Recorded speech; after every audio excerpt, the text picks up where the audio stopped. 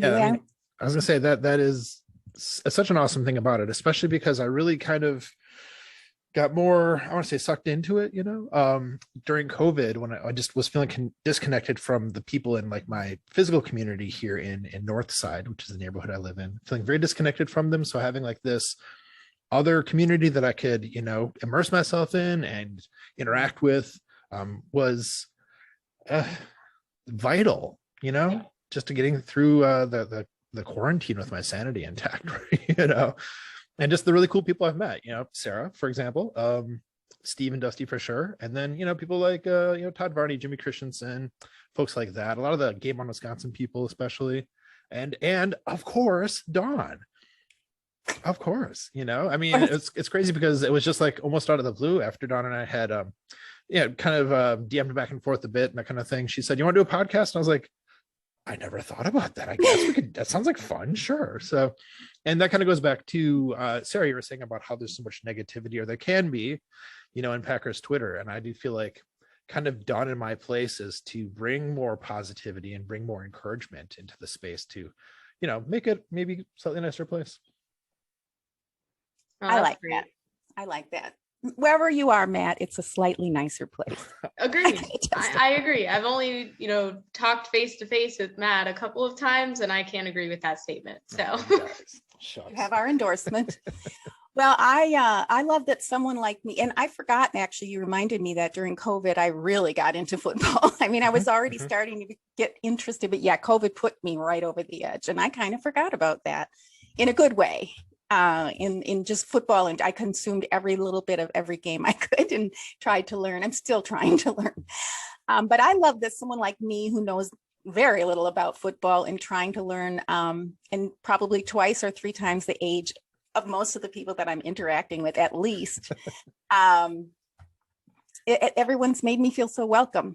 Of course, there's the mean tweets and all that here and there, but I guess what I don't love is similar. It's I'm not a fan, though, of criticizing the organization. Not that I'm like, oh, never criticize the organization. That's not how I roll.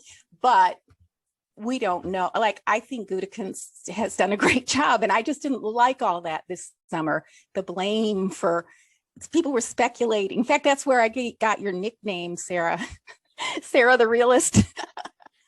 I was wondering how that came to be, because I've heard you guys call me that a few times, and I'm like, okay, that's good. It's not like it's a bad nickname, I'll take it. Well, you have the ability, and that's probably why you're a good writer and I'm not.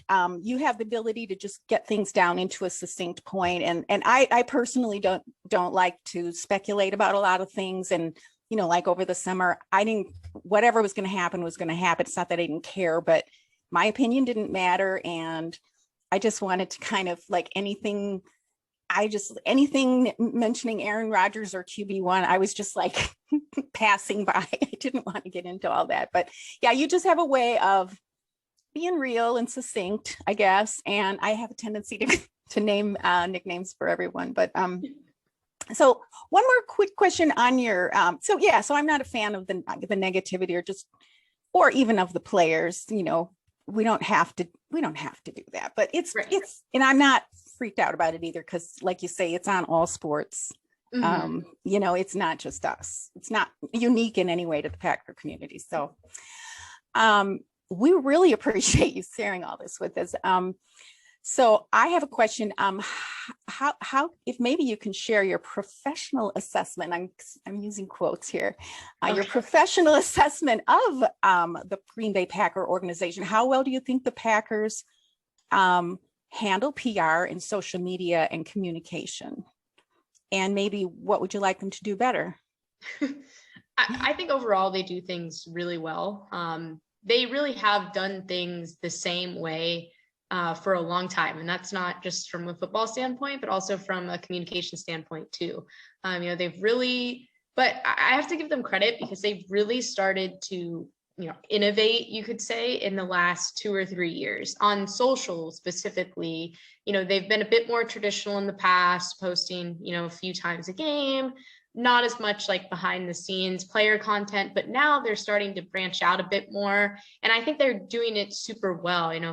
They've always done a good job, again, as an organization, like you kind of mentioned, Dawn, that of demonstrating excellence all around. And what people that don't know a lot about PR probably don't know is that the PR, practitioners on their team, they're the ones that are managing the press conferences that we consume every day.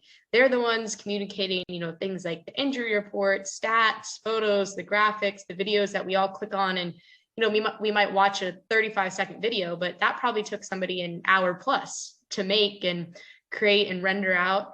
And in addition, their PR team also trains, the players, coaches, and staff to be prepared to speak to the media to get whatever they want, their message to be across. So those things kind of happen behind the scenes, and you don't really think about that.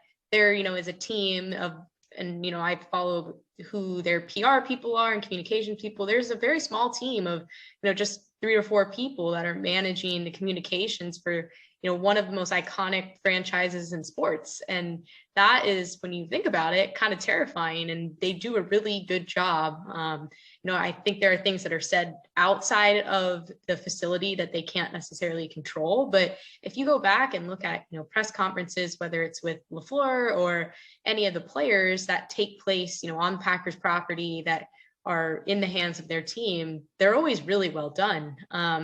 And the players, for the most part, treat the media with respect and give them their time and take care when answering questions. And, yes, that is a sign of a good coaching staff and players, but that also, in my opinion, is a really good reflection on their communications team and the work that they've put in behind the scenes.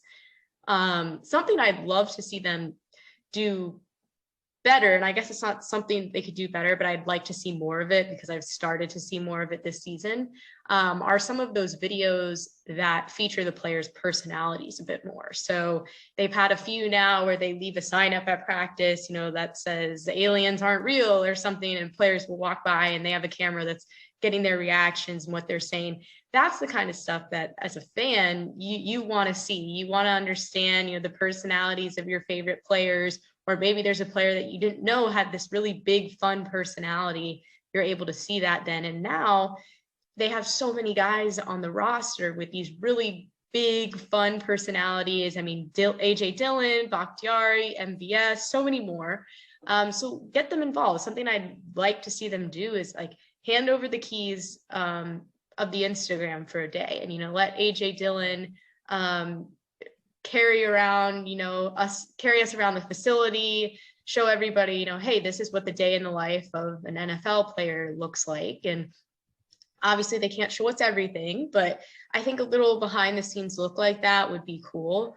And you can tell they're kind of trending in that direction. They're getting more players and more, organizational staff involved. Just this week, they had a great video with the actor that plays Kevin from The Office, kind of an ode to The Office, but Green Bay edition, and how he stepped in during the bye week because they wanted to give some of their staff some days off. It was hilarious. Like, more content like that, where you kind of play on trends and social trends. I know the Chargers, their social team does that all the time. They, have memes and some crazy things out there. I don't know if the Packers will ever get to that point, but they're starting to, kind of explore in that space. And I just hope that they continue to do a little more of that.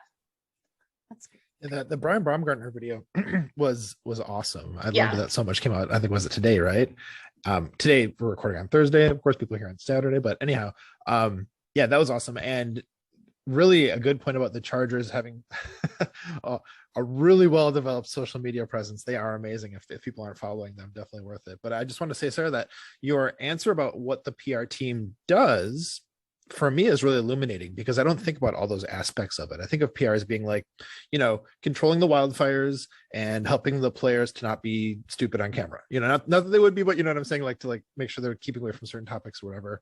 I imagine Tom Fanning, who is kind of like Aaron Rodgers' guy, or always on the side with like the stats and everything. I imagine his work must be very tricky work, so, but then it goes well beyond that, of course, with the stuff you're talking about. So yeah, much respect to their team, that they do amazing work. I never thought about that kind of detail.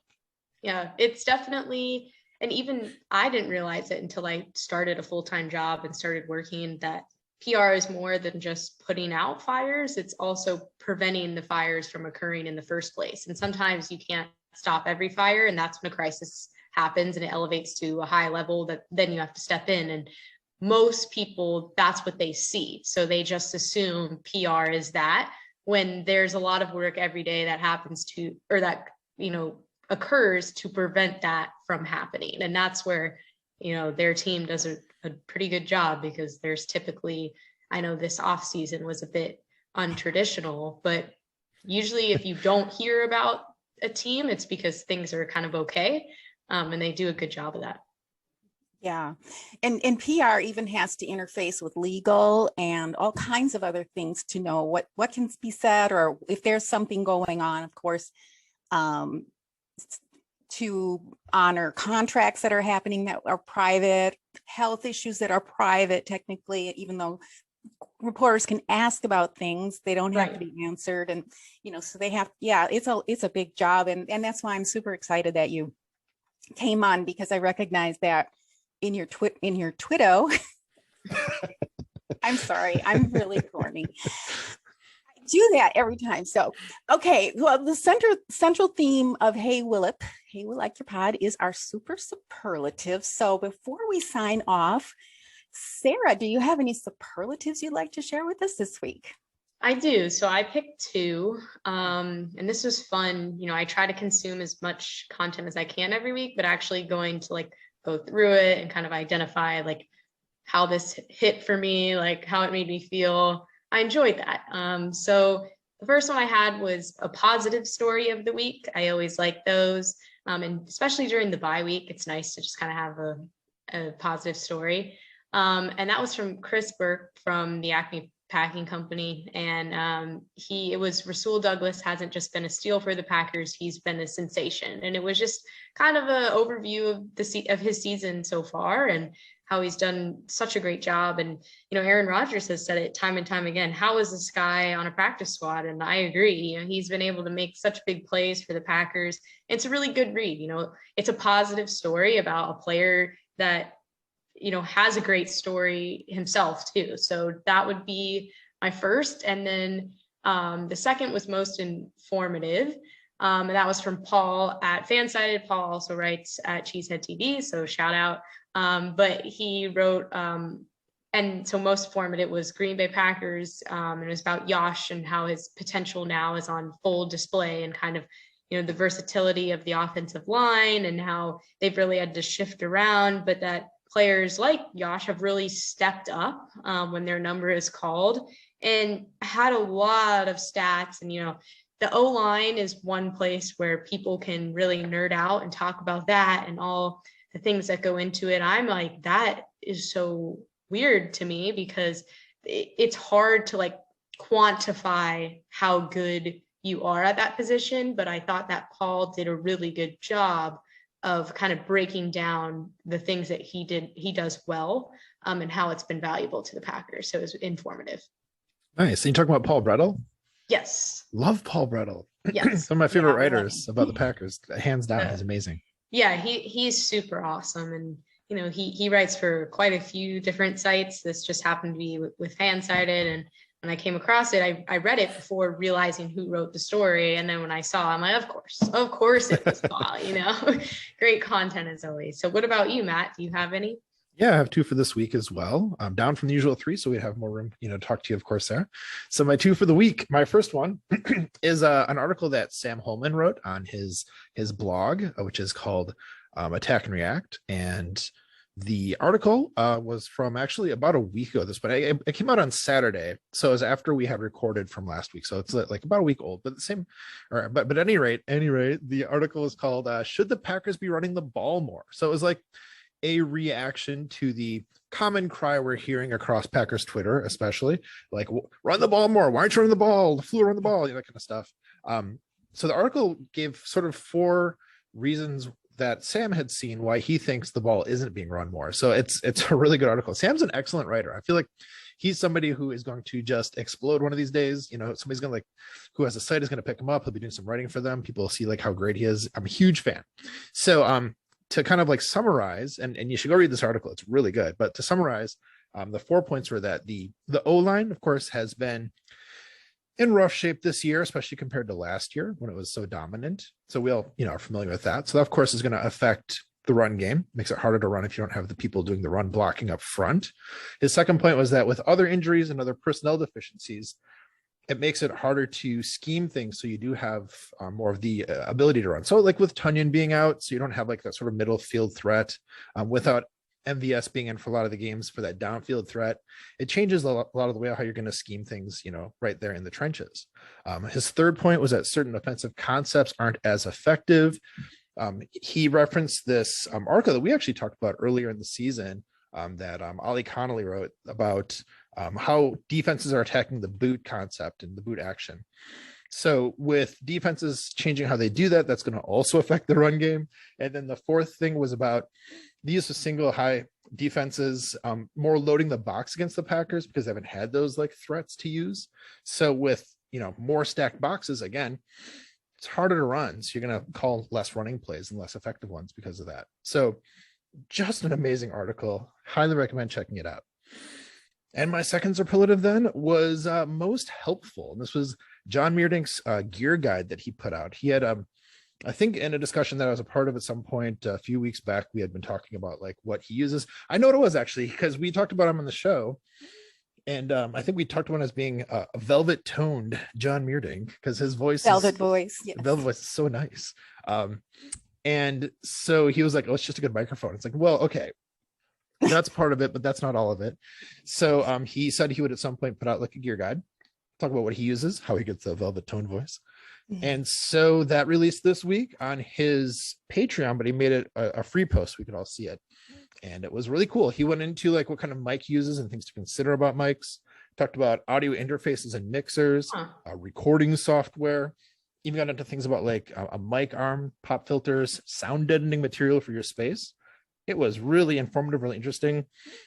Gave me some things to put on my Christmas wish list. So it was a really good article. I highly recommend checking it out. And of course, it's got me curious about what other podcasters are using for their equipment. So I think I'll start asking people kind of on the side what they're using. In fact, Sarah, what do you use? As far as a mic, I just have like a blue Snowball mic, kind of the generic one, but it's trusty. I've had it for a few years now. It works well. It folds and I can easily put it in a backpack if I'm traveling. And then as far as editing, Dusty edits all of our podcasts, so I would definitely ask him. And he's used a few different things now to we've tried quite a few different programs.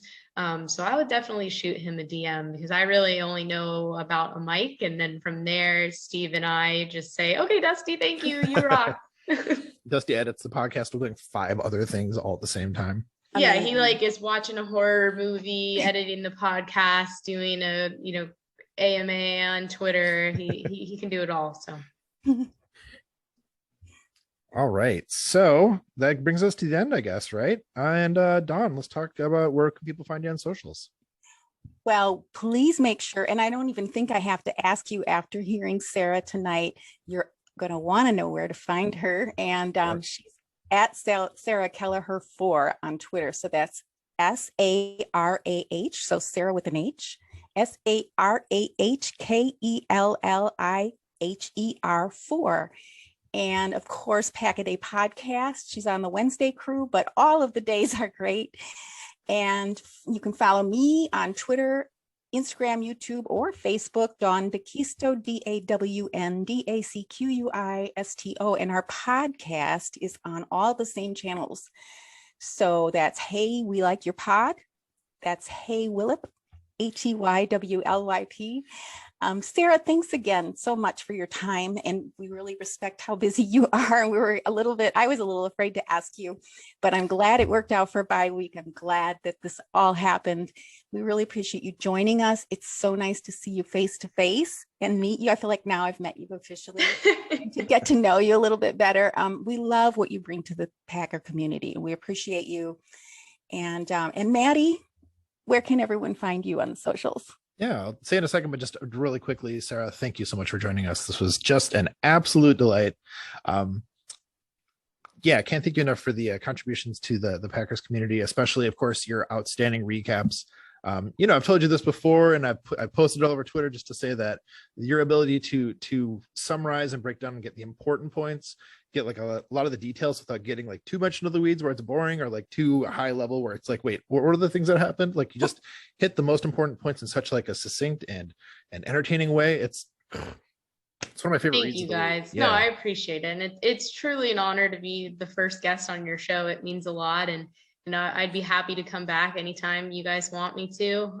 So, my DMs are always open, especially for you guys. So thank you for having me. It's really I enjoyed it. I had a good time. So yay.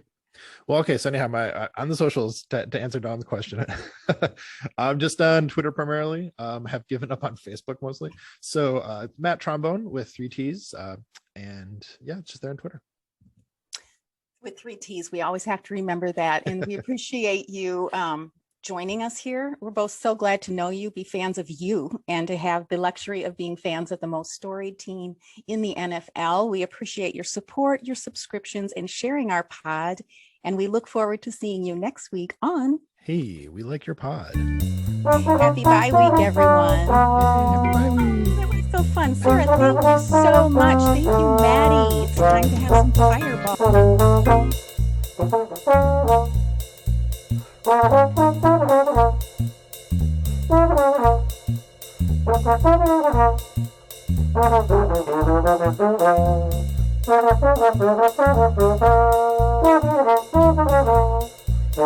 fireball.